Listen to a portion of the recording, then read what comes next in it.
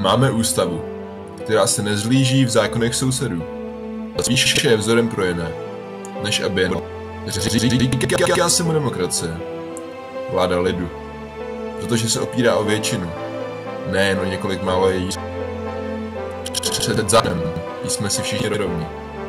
Pokud jde o osobní o společenský význam, má při vybírání pro veřejné body každý přednost podle toho, v čem vyniká, podle schopností, ne podle příslušnosti k určité skupině. Bání chudoba a skromný původ nikomu nebrání dojít k hodnotosti. Je-li schopen vykonat něco pro obec. Ve vztahu ke společnosti žijeme svobodně. A stejná svoboda panuje v vzájemném styku. Kde neplatí žádné podezírání, kde se nehněváme na souseda, kde jsme chuti a nevyvoláváme mrzitosti, které sice nemusí být však nepříjemné. V soukromém životě se chováme jeden ke druhému bez vzájemného obtěžování. A v životě veřejném nepřekračujeme zákony, především ze studu. Posloucháme své a zákony, především ty, které jsou sice neznámé, ale přináší podle obecného soudu možnost nejrozmanitějšího úsilí. Pořádáme co rok závody a slavnosti. Zařizujeme se v soukromí. Takže radost z toho všeho zahání smutnou náladu. Díky velikosti naší obce proudí k nám z celého světa všechno. Pokoušíme tedy a užíváme plodů ciziny.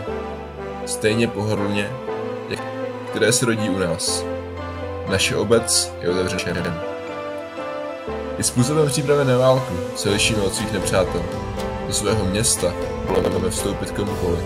A nestává se, že bychom někdy vyhaněním cizincům někomu bránili v poučení nebo v podívaném na něco, z čeho by nepřítel mohl mít prospěch, protože by to nebylo utajeno.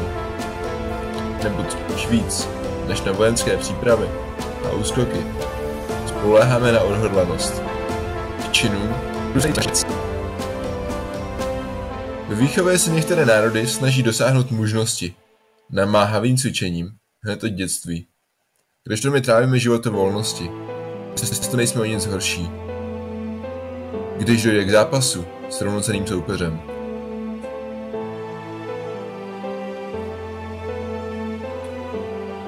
Milujeme vědění, ale bez újmy nemožnosti. Bohatství je pro nás spíše příležitostí slovům, a co se chudobí týká, není to necti se k ní znát, ale spíš necti.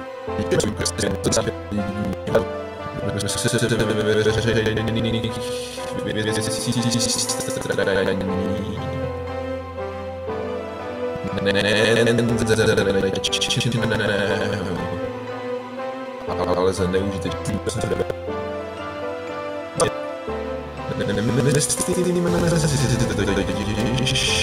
že slovo činu škodí. Že je škodlivé slovem poučit čin. I pokud jde už lehtělost duše, chováme se opačně než většina lidí.